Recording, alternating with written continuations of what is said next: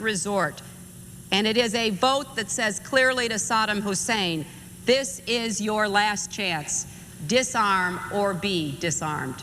Thank you, Mr. President. Senators, Delaware is recognized. I seek the floor in my own right. I understand that the distinguished senator from West Virginia offered me 20 minutes of his time, but I seek the floor in my own right. And as I understand, under the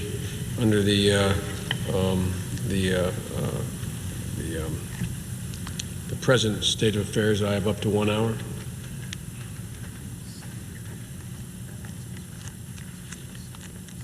The senator has the balance of his 1 hour, 47 minutes. I thank the chair. Mr. President, I will vote for the Lieberman-Warner amendment to authorize the use of military force against Iraq. And unlike my colleague from West Virginia and Maryland, I do not believe this is a rush to war. I believe it's a march to peace and security. I believe that failure to overwhelmingly support this resolution is likely to enhance the prospects that war will occur. And in line with what the distinguished lady from New York just said, I believe that passage of this with strong support is very likely to enhance the prospects that the Secretary of State will get a very strong resolution out of the Security Council. This was comically naive. Honestly, looking back, historical reference, this was comically naive. This comes up in the debate last night. Well, night before last, it's 2 a.m. But this comes up in the debate the other day. Biden has to own this. And he comes out saying this is a rush to peace because he believes that George Bush is going to take this kind of blank check that he calls or says that wasn't a blank check. Believing that George Bush was going to take that and not go to war. This was, again, comically naive. He says immediately after that he was against this war. Well, this is 4 months later. But the war right now is being won by the neoconservatives in this administration. They seem to have captured the heart and the mind of the President of the United States, and they're controlling the foreign policy agenda.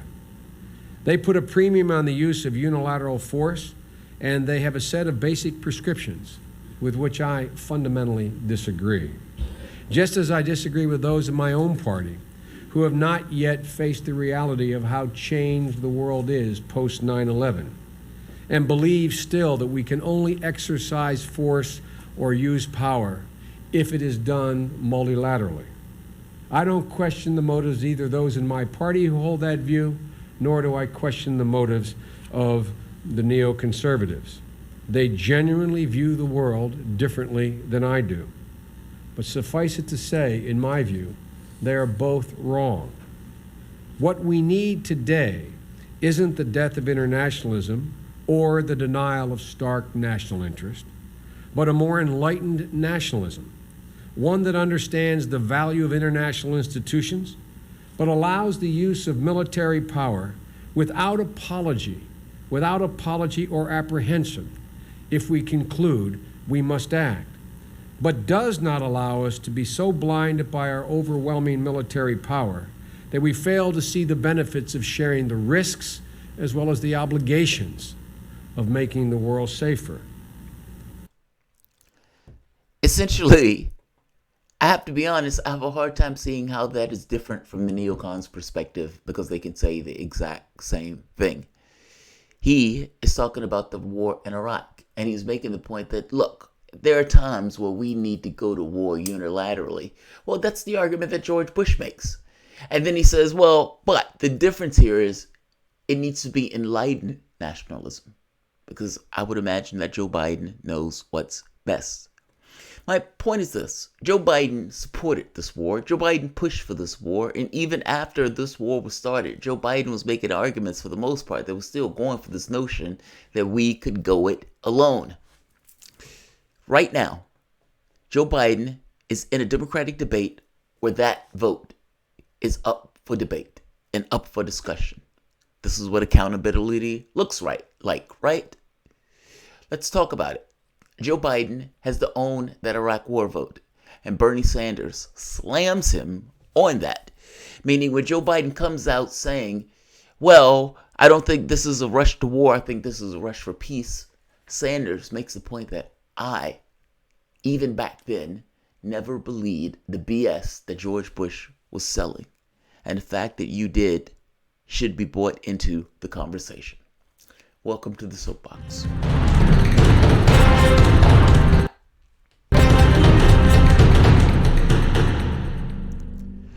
My name is Jamarl Thomas. This is the Progressive Soapbox. I like to say Soapbox After Dark. Guys, if you enjoy this content and you find yourself coming back here often, please like this video, share. Of course, you can always subscribe. And yes, please do consider supporting through PayPal or Patreon. $1, even $1 helps. They demonetize all of these videos, or at the very least most of these videos.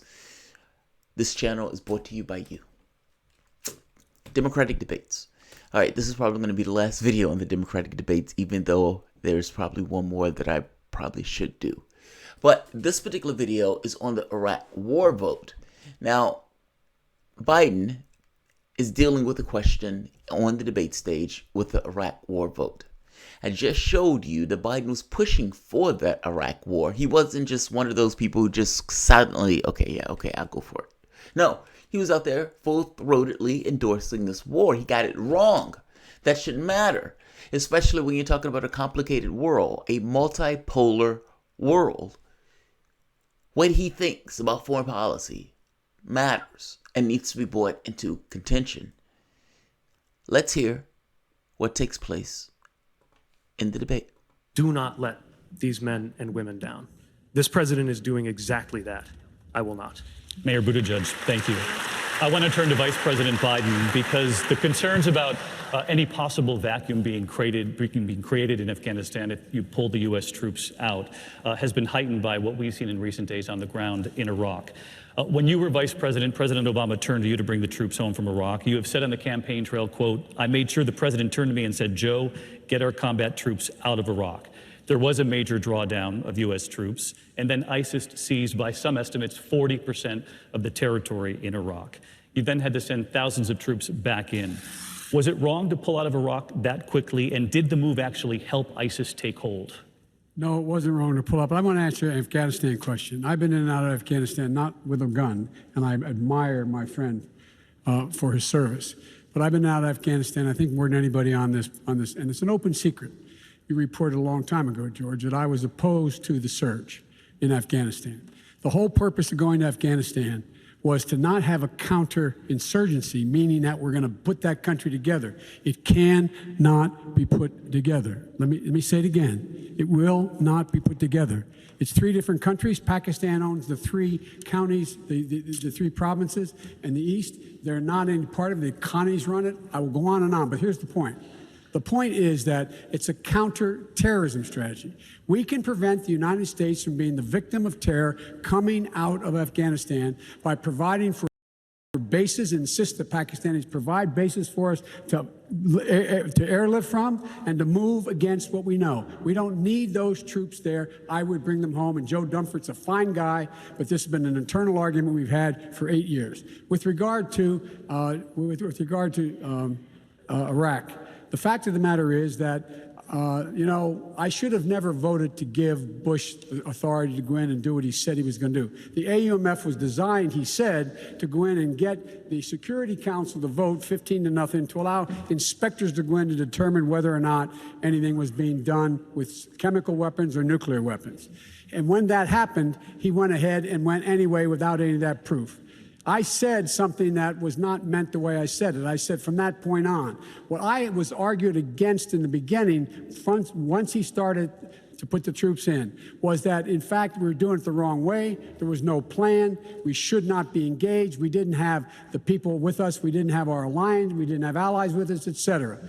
And it was later, when we came into office, the president turned to me and said, Joe, when they said we had a plan to get out, he turned to the whole security and said, Joe will organize this, get the troops home. My son spent a year in Iraq, and I understand. And we were right to get the combat troops out. The big mistake that was made, which we predicted, was that you would not have a circumstance where the Shia and the Kurds would work together to keep ISIS from moving in. Mr. Vice President, thank you. I want to turn to Senator Sanders on this because the concern over Afghanistan is very similar to what we saw in Iraq when the troops came out. ISIS filled that vacuum. What do you make of people out there who are worried that if we pull out U.S. troops too quickly from Afghanistan, it will create safe haven all over again, like the plotters of 9/11? David, let me answer that, but let me just comment on something that the Vice President said. You talked about the big mistake in Iraq and the surge. The truth is, the big mistake, the huge mistake, and one of the big differences between you and me, I never believed what Cheney and Bush said about Iraq. I voted against the war in Iraq and helped lead the opposition. And it's sad to say, I mean, I kind of, had the feeling that there would be massive destabilization in that area if we went into that war. As the former chairman of the Senate Committee on Veterans Affairs, I want to pick up on what Pete said. We cannot express our gratitude to all of the men and women who have put their lives on the line to defend us, who have responded to the call of duty. But I think also I am the only person up here to have voted against all three of Trump's military budgets. I don't think we have to spend $750 billion a year on the military when we don't even know who our enemy is. I think that what we have got to do is bring this world together. Bring it together on climate change. Bring it together in fighting against terrorism. And make it clear that we as a planet, as a global community, will work together to help countries around the world rebuild their struggling economies and do everything that we can to rid the world of terrorism. But dropping bombs on Afghanistan and Iraq was not the way to do it. Senator Sanders, thank you. I want to take this to Mr. Yang. Now, they should have went back to Biden on this. Like, honestly, think about it for the moment. He literally turned to Biden and he said, I didn't buy the BS that Bush and Cheney were selling. That's one of the big differences between us. And then goes to this notion of veteran affairs. Essentially, Sanders is right. The big issue with Iraq was that we went into Iraq. It was not, they weren't weapons of mass destruction in Iraq. That was, again, I guess, the Russia gate of their time of sorts. But I guess his point is, look, I didn't buy that stuff. And to some degree, judgment is one of those issues that comes into account when we're talking about the presidency. You got it wrong. You got it comically wrong. And you helped Bush push a war that ended up with the deaths of 1 million people on the conscience of this nation. Yeah, I love that. I absolutely, positively love that. And by the way, Biden is the one that went there.